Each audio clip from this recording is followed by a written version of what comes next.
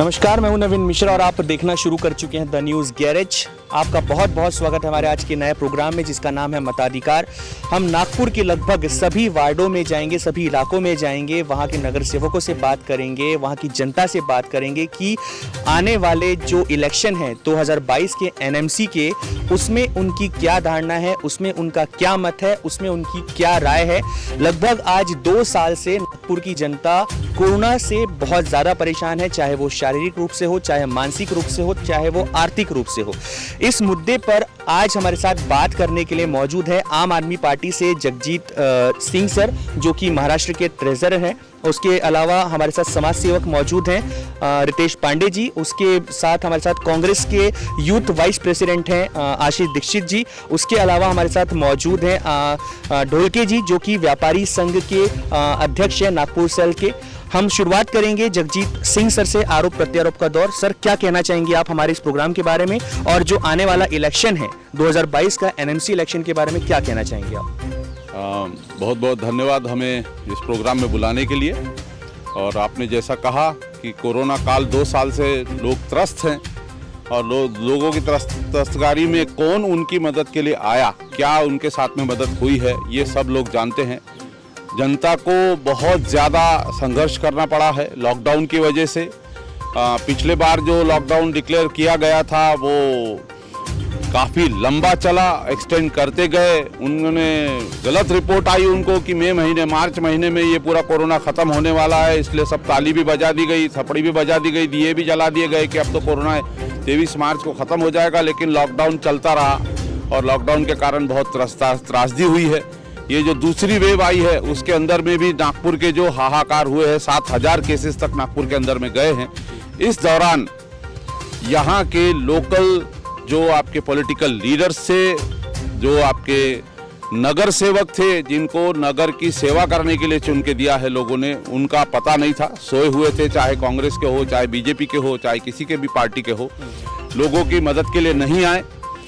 जो लोगों को मदद की गई वो समाज सेवक लोगों ने की गई, बिल्कुल हम मानते हैं। इस सेकेंड दौरान में तो इतने सारे एनजीओ ने कोविड केयर सेंटर लगाए थे कि गवर्नमेंट के अस्पताल भर चुके थे, कारपोरेशन का अस्पताल वैसे ही लड़खड़ाया हुआ है, वहाँ पर ना डॉक्टर है ना कुछ है। तुकाराम मुंडे जी जैसे ईमानदार आदमी को भगा दिया गया था नागपुर में सभी पार्टियों ने आम सभा लेकर के, जिसका हमने विरोध किया था आम आदमी पार्टी ने। और जो हालात से गुजरे हैं इंसान, आप अगर एक एक बस्ती, एक एक वार्ड में जाने का आपका प्रोग्राम है तो उनसे सवाल कीजिएगा कि आपकी मदद के लिए कौन आया। सर, हमारा सवाल तो यही है कि इस बार भूल ना जाना अब की बार कि कौन आया किसके द्वार।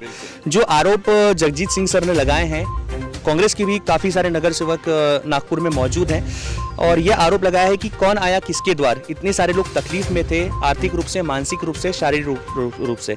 इस बारे में आपका क्या कहना है? सबसे पहले तो ये बोलना चाहूँगा मैं कि 2 साल हो गए हैं कोरोना आया है नागपुर शहर में या पूरे देश में। नागपुर शहर में जो कोरोना का प्रकोप था इस समय, वो काफ़ी, जिनसे हमें अपेक्षाएं थी कि इस बुरे समय में लोग हमारी मदद करेंगे या लोगों के बीच में जाकर के उनके प्रॉब्लम सॉल्व करेंगे। जैसे कि हॉस्पिटल की प्रॉब्लम्स थी, ऑक्सीजन सिलेंडर की प्रॉब्लम थी, बेड अवेलेबल नहीं थे। लेकिन ऐसी सिचुएशन में जिनके ऊपर हमको भरोसा था, मत अधिकार करके आपका ये प्रोग्राम है जिसे हमने निर्वाचित करके चुन करके हर वार्डों में दिया हुआ था, उस नगर सेवक के ऊपर में जनता डिपेंड थी कि ये नगर सेवक हमारे लिए कुछ कार्य करेंगे या ये हमारे लिए आगे आएंगे। ऐसा कोई व्यक्ति सामने नहीं आया, जबकि सोशल वर्कर खुले दिल से लोगों की मदद करने के लिए सामने आए। और हमने यूथ कांग्रेस के माध्यम से, कांग्रेस कमेटी के माध्यम से भी लोगों की काफ़ी मदद की। ऑक्सीजन सिलेंडर प्रोवाइड करवाने से लेकर के, दवाइयाँ प्रोवाइड करवाने से लेकर के सारी चीज़ें हमने उनको, जिनको भी जहाँ पे भी ज़रूरत पड़ी वैसे ही हमने उनको मदद की। आपका ये प्रोग्राम बहुत अच्छा है कि यानी मत अधिकार करके। लेकिन मैं भी यही बोलना चाहूँगा कि मत अधिकार इस बार आने वाले 2022 में हमें अपना जो नगर सेवक चुनना है तो हमें वो नगर सेवक ऐसे ही चुनना है जो हमारे काम आया है, हमें उसी को चुनना है, उसी को वोट देना है। जैसे कि हमने शुरुआत में कहा था कि कांग्रेस के भी लगभग 40 से 50 के आसपास नगर सेवक आज नागपुर में बैठे हुए हैं। ऐसे कितने नगर सेवक हैं जो लोगों के द्वार पे जाके खड़े हुए उनकी मदद करने के लिए? क्या आप इस बारे में कुछ जानकारी दे सकते हैं? लगभग मेरे ख्याल से नागपुर शहर में 30 कांग्रेस के नगर सेवक है और आप देखेंगे तो सभी वार्डों में इस बार कांग्रेस ने बहुत अच्छी मेहनत की है, कोरोना में लोगों की मदद की है। और हमारे यूथ कांग्रेस के माध्यम से पिछले 110 डेज से मेडिकल और मेवा हॉस्पिटल में खाना प्रोवाइड किया जा रहा है फ्री, निःशुल्क। और उसी के साथ में आपने देखा होगा कि यूथ कांग्रेस की एक टीम पूरे कोरोना के जब वो पीक टाइम था तो मेवा मेडिकल में हम भी वहाँ पे मौजूद थे। मेरे साथ में मेरे व्यापारी सेल के अध्यक्ष श्रीकांत ढोलके जी, ये भी वहाँ पे मौजूद थे। इन्होंने उस समय जब वो पीक टाइम था कोरोना का, तो इन्होंने घर पर जो क्वारंटाइन पेशेंट है उनको निःशुल्क टिफिन देने का कार्य किया है। वही श्रीकांत जी से जानना चाहूँगा कि सब पर मार पड़ी है कोरोना की, लगभग 1.5 साल से 2 साल से, लेकिन जो व्यापारी वर्ग है इस पर बहुत ही ज़्यादा मार पड़ी है कोरोना की, क्योंकि आए दिन सरकार द्वारा, स्थानीय प्रशासन द्वारा लॉकडाउन का थप्पा व्यापारियों के ऊपर लगा दिया जा रहा था। ऐसे टाइम पे व्यापारियों ने कैसे सामना किया इन सारी चीज़ों का? देखो, जो सिचुएशन थी, सिचुएशन के हिसाब से पहले तो व्यापारियों ने विरोध किया था। जो अभी सेकंड वेव था, व्यापारियों ने विरोध किया था कि लॉकडाउन मत लगाओ। लेकिन जो पीक आ गया कोरोना का, तो उसके बाद में व्यापारी को भी समझ में आया कि नहीं, सही में कोरोना बहुत ज़्यादा विकराल रूप ले रहा है और उसके कारण लोगों को नुकसान होगा। तो व्यापारी लोगों ने पीछे हटा, व्यापारी वर्ग पीछे हटकर घर पे दुखा नहीं, लोगों की सेवा करने में लगाओ। जैसा मैं मेरे सेल के माध्यम से हर होम क्वारंटाइन पेशेंट को, जो होम क्वारंटाइन पेशेंट है जिनके घर में खाने की व्यवस्था नहीं है, वैसे लोगों को निःशुल्क भोजन की व्यवस्था मैंने करवाया, ताकि कम से कम मैंने 800 डब्बे बांटा। आशीष भाई हम लोग साथ में थे, यानी बंगलों में जाके डब्बे बांटा, क्योंकि उनके घर में कोई करने वाला नहीं था, सिंगल था। तो हमने उनके घर पे जाके वो भोजन की व्यवस्था कराया, उनको खाना खिलाया।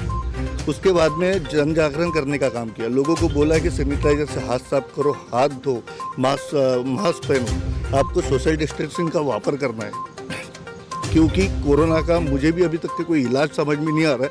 सोशल डिस्टेंसिंग और मास्क पहनना ये एक सबसे अच्छा कारगर उपाय है अगर आपको कोरोना से बचना है तो इसलिए मैं आज भी आपके माध्यम से भी लोगों से अपील करूंगा कि सोशल डिस्टेंसिंग रखो, कोरोना का जो प्रोटोकॉल है उसका पालन करो। क्योंकि कैसा है, ये कोरोना समझ में नहीं आ रहा, पहली वेव में समझ में नहीं आया, सेकेंड वेव में समझ में नहीं आया। अभी आज WHO वाले बोलते हैं कि WHO वाले बोलते हैं कि थर्ड वेव आने वाली है। आज बोल एकदम जस्ट बोला है, आज पेपर में सवेरे खोल के देखा तो बोले कि हम तीसरी लहर की तरफ भी जा रहे हैं। तो सामने क्या होगा, व्यापार का क्या होगा, ये हमारे बहुत ही यानी दिमाग के बाहर की बात हो गई है। क्योंकि टैक्स भरना है, इलेक्ट्रिक बिल भरना है, किराया देना है, पगार देना है। जो हमारे दुकान में काम करता है तो उसको हम लोग इस वेव में तो छोड़ नहीं सकते, वो क्योंकि हमारा परिवार का सदस्य है तो उनको पगार देना है, घर चलाना है, किराया देना है। ये बहुत सारी तकलीफ़ें व्यापारियों को आ रही है। लेकिन हम लोग सरकार के साथ में हैं, सरकार जो भी निर्णय लेंगी अच्छा निर्णय लेंगी, व्यापारियों के हित में भी लेना चाहिए सरकार ने निर्णय, और एवं नागरिकों के हित में लेना चाहिए। ऐसे ही मैं सरकार से अनुरोध करता हूँ। हमारे साथ समाज सेवक रितेश पांडे हैं। आपने व्यापारियों के बारे में सुना, नगर सेवकों के बारे में सुना, कोरोना काल के बारे में सुना, इन सारी चीज़ों के बारे में आप क्या कहना चाहेंगे? नमस्कार, पहले तो आपका धन्यवाद, आपने प्लेटफॉर्म में हमें आमंत्रित किया। कोरोना काल की बात चल रही है, इसलिए पहले मैं आपको बता दूं कि इस कोरोना काल में हर किसी ने अपना खोया है, हमने भी खोया है, आपने भी खोया है। तो उन सभी को आपके इस चैनल के माध्यम से मैं भावपूर्ण श्रद्धांजलि अर्पित करता हूं। हमारे साथ आशीष दीक्षित जी है, इनके पिताजी का भी निधन, हमारे बाबूजी थे, उनका भी निधन अभी हाल ही में हुआ है। उनके भी चरणों में मैं कोटि कोटि अभिवादन व्यक्त करता हूँ। 23 मार्च के लगभग आसपास हम देख रहे हैं कि आधिकारिक रूप पर पिछले वर्ष हमारे देश में कोरोना का केस आया। उस समय स्थिति क्या थी, जब शुरुआती 5-6 केस हमारे नागपुर में आए तो उस समय लोगों में ऐसा डर सा पैदा हो चुका था वातावरण कि लोग घर से बाहर निकलने को डर रहे थे। सरकार को लॉकडाउन लगाने की आवश्यकता लगाने के पहले ही लोग अपने आप को स्वयं लॉकडाउन कर देते थे। लेकिन आज स्थिति क्या है, उसकी विपरीत थी। और इसके पहले भी हमने जब सेकेंड वेव नागपुर में आया उस समय भी स्थिति क्या थी कि लोगों में था कि जैसे हम सबने पिक्चर देखा होगा कि अतिथि तुम कब जाओगे। जैसे कोई अतिथि आता है घर पे तो शुरुआती दौर पर क्या होता है कि 5-6 दिन उसका बहुत स्वागत होता है, उसका मान सम्मान होता है। लेकिन जब वो अतिथि जाने के लिए नहीं बाहर निकलता है घर से, तो हम क्या सोचते हैं कि अरे यार अतिथि अब तुम कब जाओगे। वैसे ही कोरोना का हो गया, अब लोगों को उसकी आदत हो गई। तो वैसे ही लोगों ने बोला कि कोरोना को कोरोना के हाल पे छोड़ दो, सोशल डिस्टेंसिंग छोड़ दो, मास्क पहनना छोड़ दो और बाकी जो गाइडलाइंस WHO द्वारा थी उसको पालन करना छोड़ दो। जिसका परिणाम स्वरूप हमको क्या मिला कि सेकेंड वेव में काफ़ी, मैं ये नहीं कहूँगा किसी प्रशासन ने काम नहीं किया, सबने अपने अपने तरीके से अच्छा काम किया, क्योंकि हर किसी ने इस स्थिति को देखते हुए कार्य किया। लेकिन एक कुछ नागरिकों की भी जवाबदारी होती है कि हम, सरकार ने लॉकडाउन लगाया है तो हमें उसका पालन करना है। सरकार ने गाइडलाइंस दी है कि शाम को 4 बजे आपको दुकानें बंद करनी है, तो उसके बाद आप शटर खोल के बाद में दुकान से सामान देना और फिर भीड़ जमा करके फिर से कोरोना फैलाना, ये चीज़ कहीं तक मेरे ख्याल से गलत है। जैसे कि आपने कहा कि सबने अपना काम बखूबी तरीके से किया है, ऐसे टाइम पे मैं आपसे एक सवाल करना चाहूँगा कि जो नागरिक हैं, आम जनता है, यही सरकार बनाती है, यही सरकार गिराती है। सरकार बनाई थी, जनता को, जनता ने चुना था नगर सेवकों को, क्या वो नगर सेवक टाइम पे आकर के खड़े हुए? जैसे कि आशीष दीक्षित जी ने कहा था कि लगभग 30-35 जो नगर सेवक हैं कांग्रेस के यहाँ पर मनपा में, तो क्या कोई कांग्रेस का नगर सेवक वहाँ पर उनके बीच में गया? अब ये तो आशीष दीक्षित जी आपको बता पाएंगे, जो 30 नगर सेवक के नाम उन्हें लिए है, वो नाम लेकर के। लेकिन मैं व्यक्तिगत रूप से ये कहना चाहूँगा कि जैसे हमारे अंकल जी ने कहा आम आदमी पार्टी से कि इंसानियत यानी समाज सेवी संगठनाएं, बिल्कुल इंसानियत इस समय एकदम चरम सीमा पर थी। लोगों ने आकर के स्वयं से सेवाएं की। आप मेरा सवाल अभी भी नहीं समझे। जिस प्रकार से एक नेता, एक नगर सेवक या सांसद कहो चाहे विधायक कहो, इलेक्शन के टाइम पे हाथ जोड़ करके आम जनता के पास जाता है कि भैया मैं इस बार खड़ा हुआ हूँ, मुझे आप वोट दे करके चुनाव जितवाएं, क्या उस प्रकार से हाथ जोड़ करके वो नेता, वो नगर सेवक, वो सांसद, वो विधायक किसी के द्वार पे गया? जैसे हमारा प्रोग्राम का टैगलाइन है, भूल ना जाना अब की बार, कौन आया किसके द्वार, कोई गया ऐसा? मैं वो पूछना चाह रहा हूँ आपसे। आपका प्रश्न का जवाब मैं देने ही वाला था, लेकिन आपने माइक अपनी तरफ ले लिया। मेरे कहने का अर्थ यह है कि कोई नेता किसी के पास गया नहीं गया, अगर वो गया होता, सब तो नहीं गए लेकिन कुछ ज़रूर गए हैं। हम सबको मालूम है कि नागपुर में जब रेमडेसिविर इंजेक्शन की कालाबाजारी चल रही थी, ठीक है, उसके बाद हम ऑक्सीजन सिलेंडर का शॉर्टेज काफ़ी था, उसमें भी कालाबाजारी सामने आई। लेकिन उस समय मैं किसी पार्टी का पक्षधर नहीं हूँ या किसी पार्टी का स्पोक्स पर्सन नहीं हूँ, लेकिन हाँ, क्योंकि हम जिस शहर में हैं उस शहर के सांसद हमारे आदरणीय नितिन जी गडकरी, उन्होंने उस समय आगे आकर के एक अच्छा डिसीजन लिया, वर्धा में प्लांट डलवाया रेमडेसिविर इंजेक्शन के लिए, साथ ही साथ ऑक्सीजन के लिए सप्लाई बाहर से इंटेक नागपुर में करवाना।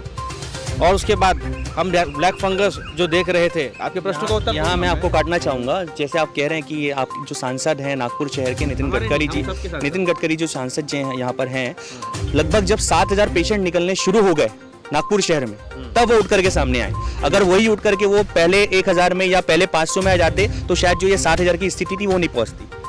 आप कैसा है, स्थिति को समझना नहीं चाहते या किसी एक व्यक्तिगत प्रश्नों को लेकर के टारगेट करना चाहते हैं? आप मुझे ये बताइए, अगर कोई प्लांट खोलना है तो रातों रात उसकी तैयारी नहीं होती है, उसके लिए प्रोजेक्ट बनता है, उसके लिए फाइलें कुछ पास करनी पड़ती है, क्योंकि मेडिकल फील्ड का काम है। यहाँ थोड़ा भी कुछ अगर 19-20 हो जाए तो लोग, जिसने अच्छा कार्य किया वो तो एक तरफ रह जाएगा, लेकिन बाद में ये बोलेंगे आपने बाकायदा प्रॉपर प्लानिंग नहीं थी, आपका ये नहीं था। तो ये सब चीज़ों की प्लानिंग लगती है, सब चीज़ें लगती है। आप इस चीज़ की सराहना करने से भूल रहे हैं कि उन्होंने कम से कम कदम तो उठाया, बाकी लोग कदम क्यों नहीं उठा रहे थे? शहर में पालक मंत्री भी थे, दूसरे विभिन्न पार्टी के और भी लोग थे। ये चीज़ तो मैं मानूंगा कि पालक मंत्री ने सिर्फ नागपुर शहर में लॉकडाउन लगाने का काम बार बार किया है और आम जनता को परेशान करने का काम किया है। हमारे साथ नागपुर शहर के मध्य नागपुर से आम आदमी पार्टी के संगठन मंत्री है प्रभात अग्रवाल। आपने जैसे सुना अभी रितेश पांडे जी ने कहा है कि नितिन गडकरी जी सामने आए थे, जो नगर सेवक थे वो लोग जाकर के लोगों के घर पे काम किए हैं, उन्होंने हाथ जोड़ करके बोला है कि भैया क्या काम है हमें बताइए, हम करने के लिए आपके सामने आए हुए हैं। इस बारे में क्या कहना चाहेंगे आप? भैया ने जैसा बोला कि बीजेपी के नगर सेवक लोग गली गली गए, लोगों से बातचीत किए, तो ये चीज़ जनता से हम पूछेंगे। अभी आने वाले समय के अंदर में 15-20 दिन जब भी हम जहाँ भी नगर सेवकों के बीच में, लोगों के बीच में जाएंगे तो पब्लिक तो बता देगी कैसा है यहाँ पर मेरे बोलकर या उनके बोल के कोई सच्चाई तो सामने आने वाली है नहीं। और दूसरी बात जो उन्होंने कहा कि नितिन गडकरी जी ने इनिशिएटिव लिया, खुद आगे बढ़ के, तो इनिशिएटिव लिया तो भैया वो तो सांसद है, उनकी जिम्मेदारी है लेने की। उन्होंने को जनता पे एहसान नहीं किया कि वो कर रहे हैं। तो दूसरी चीज़, आप साल भर से क्या कर रहे थे? गए साल जब पहली बार बीमारी आई थी तो गए साल हम ये बोल सकते थे कि बीमारी नई नहीं है, तो नई है तो तैयारी करने के लिए समय लगता है। आपको एक प्रकार से गए साल से अभी तक के समय मिला था 1 साल के कि आप तैयारी कर लो, आप ऑक्सीजन सिलेंडर्स की व्यवस्था कर लो, आप ऑक्सीजन मास्क की व्यवस्था कर लो, आप ऑक्सीजन से रिलेटेड जितने भी प्लांट्स हैं उनकी व्यवस्था कर लो। आपको 1 साल का समय मिला था। इंटरनेशनल स्टैंडर्ड्स क्या कहते हैं? इंटरनेशनल स्टैंडर्ड्स ये कहते हैं किसी भी देश का जो हेल्थ का बजट है वो 6 से 8% होना चाहिए। आपका बजट कितना है? आप ये पब्लिक पे एहसान कर रहे हो कि 1 साल पहले आपका बजट सिर्फ 1.25% था, उसको आपने बढ़ा के 2.5% कर दिया, तो आप अपनी पीठ थपथपा रहे हो कि भाई हमने बहुत अच्छा काम किया, हमारा हेल्थ का बजट बढ़ गया। हेल्थ का बजट आपको बैकलॉग जो है पूरे वर्ल्ड लेवल पे, आपका जो इतने सालों का बैकलॉग है, हम तो कांग्रेस को गाली मारते हैं भाई। कांग्रेस से देखा जाए तो हमारी आम आदमी पार्टी वालों को तो सनातनी दुश्मनी है, एक जमाने से हमारी दुश्मनी चल रही है कि भाई हम घोर विरोधी है कांग्रेस के। पर कांग्रेस और भाजपा में आज की तारीख में कोई फर्क नहीं है भाई। ये अगर चोर है तो ये सब 1.5 चोर है, ऐसा पब्लिक का मानना है। जैसे आपने कहा कि कांग्रेस आपके सनातनी विरोधी हैं, लेकिन अगर देखा जाए कि जो दिल्ली में सरकार बनी थी उस टाइम पे आपने कांग्रेस का सहायता ले लिया था और उसकी सहायता लेकर के, उसकी सीटें लेकर के आपने सरकार बनाए थे, इस बारे में क्या कहना चाहेंगे? जितने भी निर्णय थे दिल्ली के अंदर में सरकार बनाने को लेकर, सारे जनता से पूछ कर थे। जनता ने ये बोला कि भाई इस पूरे प्रकरण को हमारे को इसके अंदर में नहीं लेकर जाना है, वापस से चुनाव में नहीं लेकर जाना है। 450 जगह जनसभाएं हुई थी वो टाइम पर, जनता से पूछा गया था कि हमने क्या करना चाहिए, हम वापस से री इलेक्शन में जाना चाहे। क्योंकि एक जो तबका था उस टाइम पे चुनाव के समय में, 2013 की बात है ये, उस समय एक जो तबका था उनको यकीन ही नहीं था कि आम आदमी पार्टी की भी सरकार बन सकती है, नई नवेली पार्टी की। पर दिल्ली के अंदर में जो स्थितियां पैदा हो गई थी, टोटल 70 सीटें 28 आम आदमी पार्टी को, 42 बीजेपी को और बाकी सीटें कांग्रेस की। तो इस स्थिति के अंदर में क्या किया जाए कि वापस से डिबेट में जाया जाए या वापस से चुनाव में जाया जाए कि ये किया जाए? तो जनता ने बोला कि नहीं, इनसे आप बाहर से समर्थन लीजिए, बाहर से समर्थन लेकर सरकार बनाइए। जैसे कि प्रभात अग्रवाल जी ने कहा, जो कि आम आदमी पार्टी से हैं, मैं कांग्रेस उपाध्यक्ष जो नागपुर शहर के हैं आशीष दीक्षित जी, मैं कहना चाहूँगा कि इन्होंने जो आरोप लगाए हैं आपके ऊपर कि कौन सा नगर सेवक जा करके खड़ा हुआ, और उसके अलावा मैं दूसरा क्वेश्चन आपसे ये करना चाहूँगा कि जो हमारे राज्य के पालक मंत्री और शहर के राज्य के ऊर्जा मंत्री और शहर के पालक मंत्री नितिन राउत जी हैं, उन्होंने क्या किया इस कोरोना काल में आम जनता के लिए, उन्होंने क्या किया?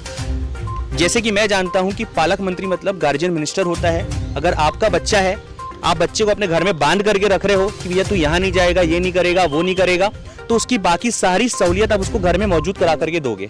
लेकिन क्या नितिन राउत जी ने ऐसा किया? वो तो बार बार सिर्फ आम आदमी के ऊपर लॉकडाउन का ठप्पा लगाते गए। इस बारे में क्या कहेंगे आप?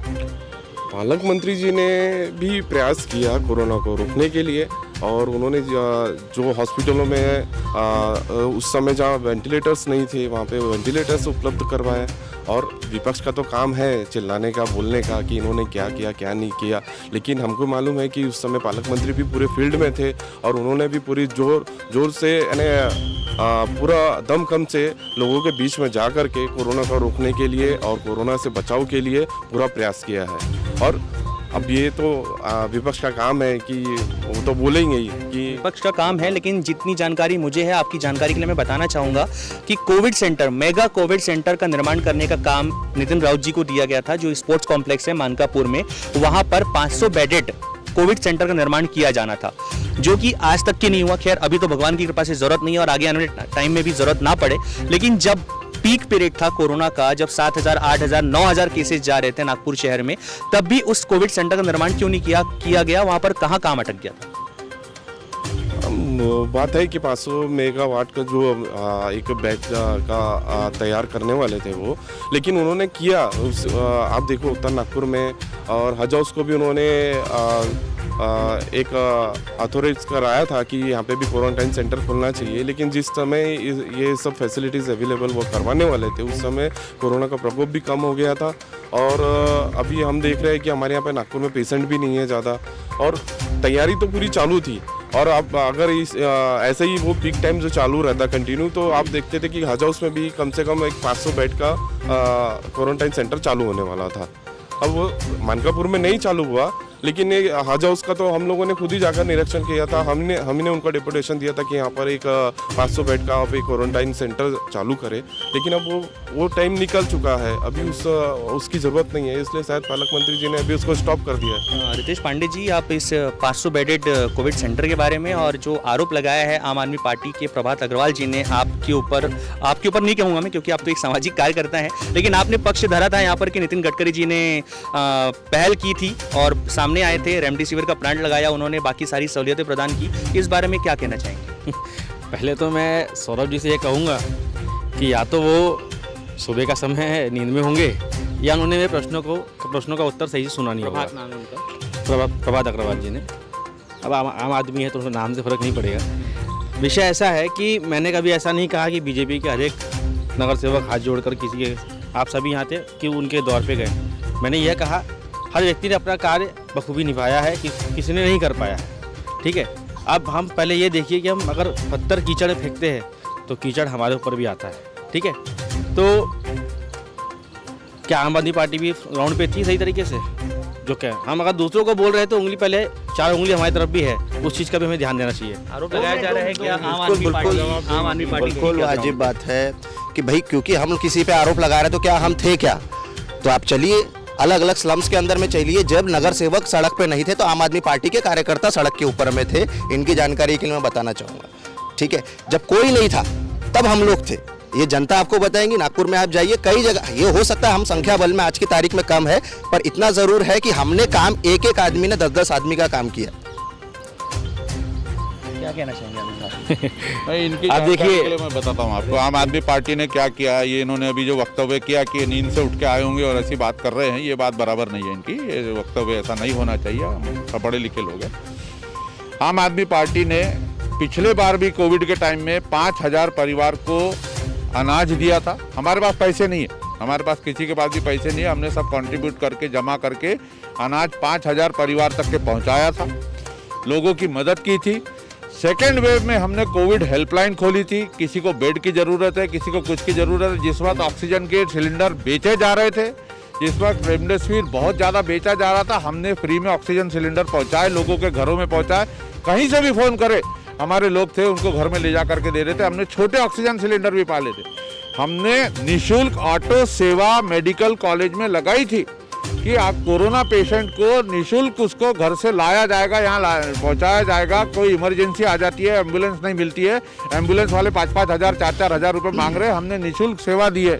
उसमें भी छोटा हमने ऑक्सीजन सिलेंडर लगा करके वहाँ पे रखा था। क्या ये किसी पार्षद ने या किसी गवर्नमेंट ने किया था? नितिन गडकरी जी ने जब बनाया था, WHO क्या बोलती है, लॉकडाउन क्यों लगाना चाहिए? लॉकडाउन इसलिए लगाना चाहिए कि सरकार को प्रिपरेशन का टाइम मिल जाता है। लेकिन सरकार को प्रिपरेशन में टाइम मिलने, सरकार की तैयारी दिखी? जहाँ तक कि मैं जानता हूँ कि लॉकडाउन को एक ऑप्शन बना के रख लिया हाँ। गया है कि जब भी कोरोना पीक पे आता है काम बंद कर दो और लोगों को घर में घुसा दो। RSS तो बोलती है मरने दो, क्या प्रॉब्लम है? जनसंख्या बहुत ज्यादा हो गई है, कम हो जाएगी जनसंख्या। ये कोई वक्तव्य है? इंसान की जिंदगी की कीमत ये है? नहीं, हर एक नागरिक की इज्जत होनी चाहिए, सब बात होनी चाहिए और सबकी जान की कीमत है। लोग एम्बुलेंस में 4-4 घंटे लेकर के अपने पेशेंट को घूमे हैं, उनका ऑक्सीजन खत्म हो गया और उसके कारण पेशेंट मर गए। इसका दर्द थोड़ा हमारे दिल के अंदर में रहना चाहिए कि सरकार की व्यवस्था कैसी चरमराई है। अगर आखिरी टाइम में आप रेमडेसिविर का इंजेक्शन की फैक्ट्री लगाते हो और WHO बोल रहा है रेमडेसिविर बंद करो, इसके कारण बीमारी हो रही है, ये मेट्रोपोल बंद करो, तो ये अपना क्या बोलते हैं, ये तो जनता के पैसे का नुकसान होगा। हाँ, तो ये ऐसा प्लांट जब जरूरत नहीं है उस चीज़ की, साइंटिफिक एनालिसिस उसका बता रहा है, तब आप प्लांट लगा करके लोगों को सिर्फ अपनी इमेज बनाने के लिए बता रहे हैं आप। ये बहुत लेट डिसीजन हुआ गया, पहले डिसीजन लिया जाना चाहिए था और सही तरीके से। 140 प्लांट ऑक्सीजन के देश में लगने थे, 140 प्लांट में 14 ही प्लांट में काम चालू हुआ, उसमें भी 4 ऑपरेशन में थे। मतलब 136-37 प्लांट का कोई काम नहीं हुआ था, जबकि उसका बजट बना दिया गया था, पैसे दे दिए गए थे। कहाँ गए वो पैसे? क्यों नहीं वो फैसिलिटी मिली? थर्ड वेव आने वाली है, इसलिए अभी पिछले बार मार पड़ी है। गंगा घाट के बारे लाश बिछा दी गई है, लोगों के पास 10,000 रुपये नहीं थे जलाने के लिए, इसलिए रेती में दफना दिया गया है। अब बोलते हम लोग सब 140 प्लांट की तैयारी कर रहे हैं, 250 प्लांट की तैयारी कर रहे हैं। ये जाग हमें बाद में क्यों आती है? ये जाग पहले क्यों नहीं आती है? हमारे साथ आज बीजेपी की कोई स्पोक पर्सन या प्रवक्ता नहीं जुड़ पाए हैं। ये आरोप लगाया गया है आम आदमी पार्टी की तरफ से। क्या कहना चाहेंगे आप इस बारे में? पहले तो आपसे एक विनती है कि माइक मैं जब तक उत्तर न दूं, माइक यहाँ से हटाइएगा नहीं। वो मैं डिसाइड करूंगा सर उस चीज़ को कि मेरे को किस मुद्दे को लेके किसके पास जाना है। मैं तो इसलिए बोल रहा हूँ कि सबकी बात बराबर सुनने का, उनको बोलने का मौका दीजिए। और क्षमा चाहूँगा, इसी अगर चिल्लाकर बोलने से सच्चाई को हम झुटला नहीं सकते। आप अंकल जी ने जैसा कहा कि संघ ने कहा कि भैया कि लोग मरते हैं तो मरने दो, उनको जानकारी है, फिर भी अब क्या है कि पार्टी में तो बोलना तो पड़ेगा, उनकी मजबूरी है। तो मैं कहना चाहूँगा कि हम सभी को मालूम है कि देश में जब भी विपदा आई है, कोरोना काल तो आज 2 साल पहले आया, लेकिन बीमारियाँ इसके पहले भी बहुत आई है, बाढ़ आया है, फ्लड आया है, चेन्नई में कहीं बोलो हर जगह अगर विपदा में सबसे पहले कोई खड़ा होगा तो संघ का स्वयंसेवक ही खड़ा दिखेगा आपको, ठीक है। हाँ, वाह बोलिए, कोई बात है, ठीक है। संघ का स्वयंसेवक आपको सबसे पहले खड़ा दिखेगा। उसके बाद में हम, अगर मैं बाकी शहरों की बात नहीं करता, वहाँ सब हर जगह किया है, लेकिन हम नागपुर के रहवासी है तो मैं नागपुर की बात करता हूँ। नहीं, गढ़ है, लेकिन गढ़ है इसका मतलब ये नहीं कि बाकी जगह काम नहीं हुआ है। ये तो मुख्यालय की शुरुआत यहाँ से हुई, कहीं ना कहीं शुरुआत तो होती है। तो इस संगठन की शुरुआत यहीं से हुई थी। लेकिन आज हम देखते हैं कि शहर में अगर सबसे पहला केस आया तो उसके बाद में सबसे पहले अग्रसर होकर किसी स्वयंसेवी संगठन ने काम किया। ये राजनीतिक संगठन नहीं है, स्वयंसेवी संगठन ने काम किया तो राष्ट्रीय स्वयंसेवक संघ है। किसी को बताने की जरूरत नहीं है कि उसने क्या किया क्या नहीं किया, और ना संघ को ज़रूरत है उसको बताने की कि भाई हमने ये किया। क्यों? संघ कभी कोई चीज़ के लिए लोभी नहीं है कि हमने ये किया प्रचार प्रसार के लिए। लेकिन अब ऐसा प्रश्न उठा तो जवाब जब उत्तर प्रदेश की नदियों में लाशें बह रही थी तब संघ क्या कर रहा था? अब वो तो मीडिया चैनल ने ऐसा दिखा दिया, जो दिखा वो दिखाया मीडिया ने। ऐसा नहीं कि मीडिया ने लाशें वहाँ पर लेकर के गए, डमी बॉडी बनाया वहाँ पर और लाशों को बहा दिया। जो दिखा मीडिया ने वो दिखाया। देखो, मीडिया वालों की दिक्कत यही होती है कि छोटी छोटी रील्स बना करके अपने व्यूज़ बढ़ाने के लिए काम करती है, ठीक है। जैसा आपने अभी किया, दिखा, मैं बोल रहा हूँ आगे, आप उसके बोलने के पहले माइक अपनी तरफ ले लिए। मेरे कहने का पहले उत्तर तो सुनिए अच्छे से। पहले मैंने कहा कि मीडिया में देखा, ठीक है। अब मीडिया में देखा हमने तो इसका मतलब कहीं ना कहीं सच है। अब जो हुआ वो निंदनीय घटना थी, उसके लिए हर किसी ने खेद जताया है। अब बात हम ये हो रही कि भैया मैं यूपी वहाँ गया नहीं, ठीक है, इसलिए सच्चाई क्या है क्या नहीं है इससे हम रूबरू है नहीं, तो उस बारे में ज़्यादा वार्तालाप करना वो सही नहीं है। हमारा विषय आज का क्या है? मताधिकार। क्या विषय है? 2022 क्या कहाँ का विषय को आप ही लोग लेकर के गए यहाँ वहाँ। संघ नागपुर का ही नहीं है, नागपुर का है, लेकिन इसका मतलब ये नहीं कि बाहर शहरों में और बाहर राज्यों में काम नहीं हुआ। आप लेकर के गए, इसलिए मैं विषय को वहाँ लेकर के गया। मैंने संघ का विषय नहीं उठाया पहले। वो तो अंकल जी ने कहा कि संघ कह रहा है कि लोग मर रहे हैं तो मरने दो, जनसंख्या कम हो जाएगी। उसके बाद अब किसी ने कोई संगठन पर जवाब उठाएगा, मैं तो उसका स्वयंसेवक हूँ, तो मुझे तो उसका जवाब देना उसमें आवश्यकता है ना। अब हम बात करेंगे व्यापारियों के बारे में, जो कि हमारे साथ श्रीकांत जी मौजूद हैं। आने वाले टाइम में जैसे कि मताधिकार होता है तो मताधिकार व्यापारियों का भी होता है। क्या इस बार जो चुनाव होने वाले हैं एनएमसी के 2022 में, व्यापारी वर्ग क्या इस बार थोड़ा सा सोच करके वोट डालेगा कि उसे किन तकलीफों का सामना करना पड़ा, उसके कौन काम आया कौन काम नहीं आया? तो व्यापारी वर्ग वैसे ही होशियार होता है।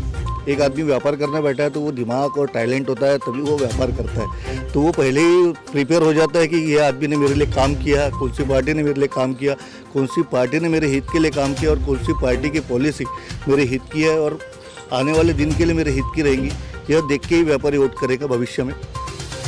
और एक भैया का जवाब देना चाहूँगा कि प्रभात भाई, कोरोना की लहर जो है, दूसरी लहर सिर्फ महाराष्ट्र में, गुजरात में या इधर उधर नहीं आई, दिल्ली में भी आई थी।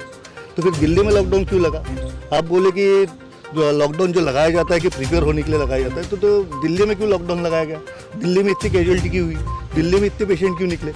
जवाब मैं प्रभात जी से ही जानना चाहूँगा, क्या कहना चाहेंगे आप इस बार? दिल्ली में कैजुअलिटीज़ जो निकलने का कारण है, आपकी जानकारी के लिए बता दूं, जब से आम आदमी पार्टी की सरकार दिल्ली के अंदर में बनी है, हेल्थ सेक्टर के ऊपर में जो काम हुआ है किसी से छुपा नहीं है। हमारे टोटल बजट का 12.5% हम लोग हेल्थ सेक्टर में खर्चा कर रहे हैं, जो कि इंटरनेशनल स्टैंडर्ड से कहीं ज़्यादा है। इतने बड़े पैमाने में जो वहाँ पर कैजुअलिटीज़ हुई है, इतने बड़े पैमाने में जो लोग आए हैं, दिल्ली क्योंकि देश की राजधानी है, बाजू में हरियाणा लगा हुआ है, ये साइड से यूपी लगा हुआ है, नीचे से एमपी लगा हुआ है, ऊपर से उत्तराखंड, ये सारे राज्य लगे हुए हैं।